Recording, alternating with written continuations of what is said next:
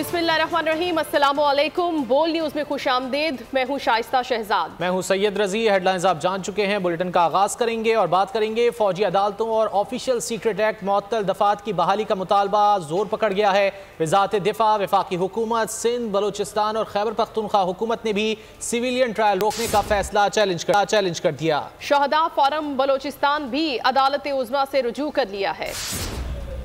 शहदा के खानदान इंसाफ के मुंतज़िर, मुजरिमों का ट्रायल हो तेज तर। फौजी अदालतों में सिविलियंस का ट्रायल रोकने का फैसला चैलेंज। वज़ारत दिफा की भी सुप्रीम कोर्ट में दरख्वास्त दायर। मुसलमान का ट्रायल फौजी अदालतों में न करने का फैसला कलअदम करने की इस्तदा कर दी। दरख्वास्त में कहा गया है कि आर्मी एक्ट की कलअदम करार दी गई सेक्शन 59(4) भी बहाल की जाए। सुप्रीम कोर्ट ने जिन दरख्वास्तों पर फैसला दिया वो नाकाबिल समाअत थी। आर्मी एक्ट की दफात कलअदम होने से मुल्क को नाकाबिल तलाफी नुकसान होगा। वफाकी हुकूमत ने अपील में मौक़िफ़ इख्तियार किया है कि सुप्रीम कोर्ट का 23 अक्टूबर का फैसला खिलाफ आईन और कानून है। आर्मी एक्ट की तरह मुख्तलिफ ट्रिब्यूनल्स और दीगर फोरम्स भी एक्ट के तहत बनाए गए हैं। आर्मी एक्ट और आर्मी रूल्स तमाम आईनी हुकूक का तहफ़्फ़ुज़ करते हैं। खैबर पख्तूनख्वा हुकूमत ने मौक़िफ़ इख्तियार किया है कि फौजी अदालतों के खिलाफ सुप्रीम कोर्ट का फैसला हक़ाइक़ के मुनाफी है। बलूचिस्तान हुकूमत की दरख्वास्त में कहा गया है कि मिलिट्री कोर्ट्स के क़याम कलअदम करार देने के फैसले में गलतियाँ हैं। सिंध हुकूमत ने अपील में करार दिया कि मुल्ज़िमों ने खुद दरख्वास्त दी है कि इनका ट्रायल फौजी अदालतों में किया जाए। इससे पहले शहदा फोरम बलूचिस्तान ने अपील में कहा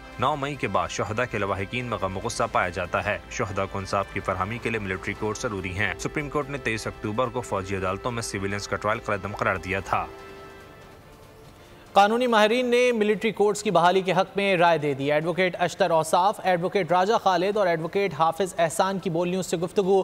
कहा सिक्योरिटी इशूज़ में कोई सिविलियन मुर्तकिब पाया गया तो उस पर केस बनता है।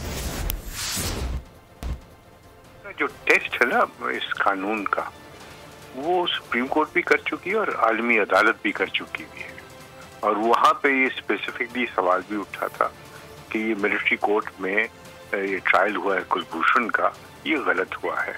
तो आलमी अदालत ने भी ये बात की थी कि जब हम जायजा लेते हैं अपनी जो कसौटी हमने तय कर रखी है, तो ये मिलिट्री कोर्ट के अंदर इसका ट्रायल जो है वो गलत नहीं है। और उसको उन्होंने रिहा करने से, उसको बरी करने से, कानून को कलअदम करार देना, वो देखिए जब जजेस बैठे थे, 11 जज बैठे थे, उन्होंने कहा था कि 3 वजूहात की वजह से हम इन मामलात को देख सकते हैं। एक, जहां बदनीयती पे ट्रायल किया जा रहा हो, दूसरा प्रोसीजर प्रॉपरली फॉलो न किया जा रहा हो, और तीसरा कि वो उसके दायरे समाअत में ना आता हो।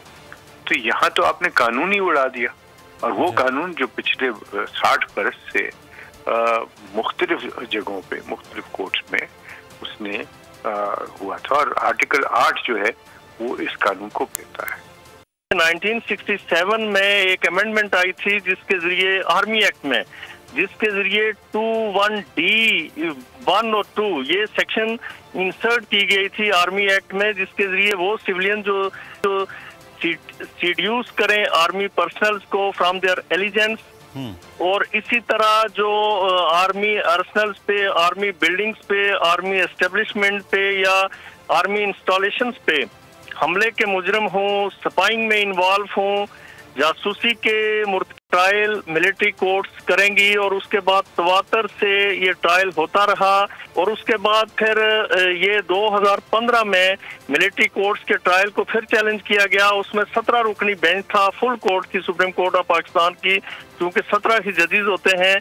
उन्होंने भी यही फैसला दिया जी कि मिलिट्री कोर्ट्स ट्रायल कर सकती हैं, लेकिन उस वक्त 21वीं और 22वीं तरमीम आई थी। मैं समझता हूँ कि उसकी भी कतई जरूरत नहीं थी। कानून में एक बात बिल्कुल लिखी हुई है कि किन किन लोगों के खिलाफ मिलिट्री सरकत में आएंगी या मिलिट्री कोर्ट्स ट्रायल करेंगी। पाकिस्तान के अंदर जो टेररिज्म है, या पाकिस्तान के अंदर जो लोग इस वक्त 80,000 से ज्यादा जान अपनी दे चुके हैं इन टेररिस्ट एक्टिविटीज की वजह से, या पाकिस्तान के जो नेशनल सिक्योरिटी के इश्यूज हैं, या नेशनल सिक्योरिटी के जो ब्रीचेस होते हैं, या पाकिस्तान के अंदर जो मिलिट्री इंस्टॉलेशंस के ऊपर अटैक किए जाते हैं, या पाकिस्तान के अंदर जो है एस्पिनेज आता है या स्पाई एक्टिविटीज आती हैं, तो ये सिर्फ फेडरल गवर्नमेंट का इशू नहीं है, ये पाकिस्तान की हर गवर्नमेंट का इशू है, चाहे वो प्रोविंस से रिलेटेड है, और पाकिस्तान के हर आदमी का कंसर्न है कि पाकिस्तान के अंदर जो है इस तरह की टेररिस्ट एक्टिविटीज नहीं होनी चाहिए, और अगर की जाए तो उनको एक्सपीडिशियसली इन्वेस्टिगेट किया जाए, प्रोसिक्यूट किया जाए। सियासी जमातें भी फौजी अदालतों के हक में सामने आ गईं। इस्तेहकाम पाकिस्तान पार्टी के रहनुमा महमूद मौलवी कहते हैं कि हमने इस कानून को असेंबली से खुद पास किया है, अब सेनेट में भी कानून की मंजूरी का मुतालबा किया जा रहा है। तो मद्देनजर रखते हुए जो है मिलिट्री कोर्स बहुत जरूरी है। देखिए एक चीज मैं बताऊं, कभी हम कहते हैं कि जी पॉलिटिकल लोगों की बालादस्ती होनी चाहिए।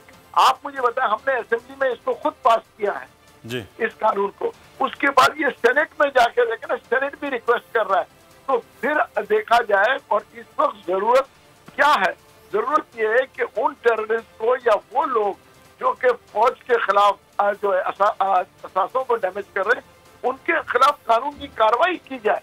और देखें, जैसे बहुत से लोग कहते हैं हर चीज की अदालत है, कस्टम की अदालत अलग है, लेबर की अदालत अलग है, बैंकिंग कोर्ट अलग है। उसी हिसाब से आप देखें ना कि फौजी अदालत क्यों नहीं होनी चाहिए। उसकी वजह यह है कि वो लोग जो कि फौजी असासों को डैमेज करें या फौज को नुकसान दे, तो वो फौज में होगा। कस्टम के एक्ट के अंदर जो आता है वो कस्टम के अंदर चलता है, उसके बाद में भले सुप्रीम कोर्ट। क्वेटा के शहरियों ने भी फौजी अदालतों की बहाली का मुतालबा कर दिया। क्वेटा के शहरियों की जानिब से भी फौजी अदालतों की बहाली का मुतालबा किया जा रहा है। सियासी जमातों की जानिब से तो मुतालबा सामने आ रहा है, इसके अलावा शोहदा फोरम की जानिब से भी फौजी अदालतों की बहाली का मुतालबा किया जा रहा है। और अब क्वेटा के शहरियों की जानिब से भी ये मुतालबा जोर पकड़ने लगा है कि फौजी अदालतों को बहाल किया जाए। जो दहशतगर्दी दाना कार्रवाइयों में मुलविस है उनका फ़ौजी ट्रायल होना चाहिए, क्योंकि ज़ाहिर सी बात वो दहशतगर्द होते हैं। अगर सिविल कोर्ट्स में उनके ट्रायल चलेंगे तो डरा धमका के वो अपने हक़ में फ़ैसला ले सकते हैं। फ़ौजी ट्रायल जो हैं, फ़ौजी अदालतें जो हैं, दहशतगर्दों के लिए मुनासिब है। जो स्टेट की जो रिट होती है उनकी खिलाफ वर्जी करते हैं या जो स्टेट के ख़िलाफ़ होती है, ज़ाहिर सी बात है उनकी तो फ़ौजी जो कोर्ट्स इनमें ट्रायल होनी चाहिए। जो आम सिविलियन है, अभी तो हमारे कुछ इदारे आम जो लोग हैं जो अपने हक़ की बात करती हैं, उनको भी दहशतगर्दों की कैटेगरी में लाती है, तो उनका बिल्कुल फ़ौजी जो कोर्ट्स इनमें ट्रायल नहीं होना चाहिए, बल्कि उनकी सिविलियन जो अपने कोर्स होते हैं उनमें होने चाहिए। मुल्क दुश्मन अनासर, सबसे पहले इसका भी डिफ़ाइन होना चाहिए कि मुल्क दुश्मन अनासर कौन है, किस तरह के हैं। जी बिल्कुल, अगर ज़्यादा और उन्हें मतलब पीक तक कोई चीज़ हुई है इस तरह, फॉर एग्जांपल कोई टेररिज्म की एक्ट है तो उसका होना चाहिए। लेकिन इसके अलावा अगर देखा जाए तो हमारे यहाँ ATC कोर्ट्स भी कायम किए गए हैं सिविलियन के साथ साथ। अगर कोई केस उनके दायरे कार में आता है तो वो कर लें तो बेहतर होगा ज़्यादा। इस्लामाबाद की एहतसाब अदालत ने 190 मिलियन पाउंड केस में चेयरमैन PTI का 4 रोज़ा जिस्मानी रिमांड मंजूर कर लिया है। स्पेशल प्रोसिक्यूटर नैब का कहना है कि अदालत ने चेयरमैन PTI को 21 नवंबर तक हमारे हवाले किया है। ये नैब तय करेगा कि अब तहकीकात कैसे करनी है। 190 मिलियन पाउंड केस में अहम पेशरफ, अडियाला जेल में अहम समाअत। इस्लामाबाद की एहतसाब अदालत ने चेयरमैन PTI का 4 रोज़ा जिस्मानी रिमांड मंजूर कर लिया। एहतसाब अदालत के जज मोहम्मद बशीर ने केस की समाअत की। फैसले के बाद स्पेशल प्रोसिक्यूटर नैब मुजफ्फर अब्बासी का कहना था, अदालत ने चेयरमैन PTI को 21 नवंबर तक हमारे हवाले किया है। अब नैब तय करेगा कि चेयरमैन PTI से इन्वेस्टिगेशन कैसे करना है। दौरान समाअत चेयरमैन PTI की जानिब से लतीफ़ खोसा केस की पैरवी के लिए पेश हुए। चेयरमैन PTI के खिलाफ साइफर केस की समाअत बगैर किसी कार्रवाई के मुलतवी हो गई। साइफर केस की समाअत के मौके पर चेयरमैन PTI की अहलिया, वकला की टीम, बहने अलीमा खान और उज़मा खानम, FIA टीम और प्रोसिक्यूटर्स अदालत पहुंचे। शाह महमूद कुरैशी के वकील बैरिस्टर तैमूर मलिक, उनकी अहलिया महरीन कुरैशी और बेटी मेहरबानो कुरैशी भी अडियाला जेल पहुंचे। बाद अज़ां अदालत ने साइफर केस की समाअत 21 बगैर किसी कार्रवाई के मुलतवी कर दी। FIA के स्पेशल प्रोसिक्यूटर जुल्फ़िकार अब्बास नकवी ने मीडिया को बताया कि समाअत इस्लामाबाद हाई कोर्ट के हुक्म इम्तना की रोशनी में मुलतवी की गई। चीफ जस्टिस ऑफ पाकिस्तान ने नेशनल जुडिशल ऑटोमेशन कमेटी असर-ए-नौ तश्कील दे दी है। नेशनल जुडिशल ऑटोमेशन कमेटी की तश्कील-ए-नौ का मकसद पूरे मुल्क में अदलिया की कारकर्दगी में बेहतरी लाना है। एलामिया जारी किया गया जिसके मुताबिक सुप्रीम कोर्ट के मुताबिक नेशनल जुडिशल ऑटोमेशन सरबराह जस्टिस मंसूर अली शाह होंगे। जस्टिस मोहम्मद अली मजहर के अलावा हाई कोर्ट और शरई अदालत का एक जज भी कमेटी का रुकन होगा। कमेटी अदालती कार्रवाई और अदालती रिकॉर्ड को डिजिटलाइज करने के लिए काम करेगी और इस सिलसिले में एक मोबाइल एप्लीकेशन भी मुतारिफ करवाई जाएगी। बढ़ेंगे दीगर खबरों की जानिब। रहनुमा पीपल्स पार्टी सईद गनी ने तनकीद के तीर बरसा दिए। कहते हैं MQM फारिग हो चुकी है, वो सहारे तलाश कर रहे हैं इनके बेबस कन्वीनियर। खालिद मकबूल कहते हैं PP खत्म हो रही है। एक सियासी जमात जिसका नारा था वोट को इज्जत दो, आज वो अपनी राह से गुमराह हो गए हैं। PP के खिलाफ कोई बड़ा इत्तेहाद नहीं है, पहले भी ये इत्तेहाद बनते रहे, कुछ हासिल नहीं हुआ। हमारे सियासी मुखालिफिन के निशाने पर PP होती है। तो मैं समझता हूँ कि इस वक्त कराची की सियासत का एक मुर्दा घोड़ा है और वो फारिग हैं। पाकिस्तान पीपल्स पार्टी आज कराची शहर में सबसे बड़ी सियासी जमात है। जो मुखालिफिन है हमारे सियासी शहर में, जब वो बात करते हैं तो उनके निशाने पर पीपल्स पार्टी होती है, और निशाने पर इसलिए होती है कि शायद वो हमें अपने लिए सबसे बड़ा सियासी खतरा समझते हैं। ये एक सियासी जमात जिसका नारा था कि वोट को इज्जत दो। PMLN बड़ी देर से इस सिलसिले में जिद्दोजहद में शामिल हुई थी, लेकिन बहुत थोड़े अरसे के लिए, और थोड़े अरसे के बाद वो उससे निकल गए। किसी सियासी जमात से हमने इंतखाबी इत्तेहाद के हवाले से रब्ता नहीं किया, और ना ही किसी और जमात की जानिब से कोई इस किस्म का हमसे रब्ता हुआ है।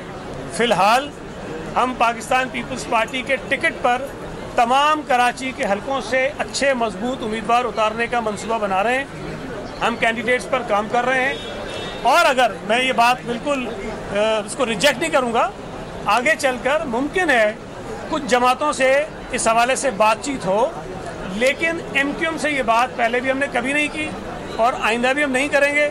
इसलिए